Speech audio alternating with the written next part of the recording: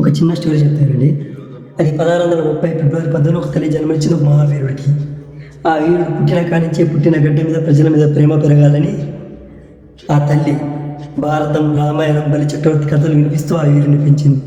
ఆ వీరుడు జన్మించేటప్పటికే ముస్లిమ్స్ హిందూ రాజ్యాలపై మత మార్పిడి యుద్ధాలు చేయడం ప్రారంభించారు. అది చూసి తట్టుకోలేక ఆ వీరుడు 17వ ఏట కత్తి పెట్టి యుద్ధానికి సై అన్నాడు. అలా 1, 2, 3 యుద్ధాలు కాదు, 300 పైగా యుద్ధాలు చేసి ఎన్నో రాజ్యాలు గెలిచాడు. ఎన్ని రాజ్యాలు గెలిచినా కానీ ఏ రాజ్యంలో కూడా స్త్రీని కంటతడి పెట్టనివ్వలేదు. ఎందుకంటే ప్రతి స్త్రీని సోదరిలా, తల్లిలా భావించడం తన తల్లి తనకు నేర్పించిన ఒక సంస్కారం. అతని సిద్ధాంతం ఒకటి, పరమతాన్ని కించపరచడం కాదు, హిందూ మతాన్ని బ్రతికించడం.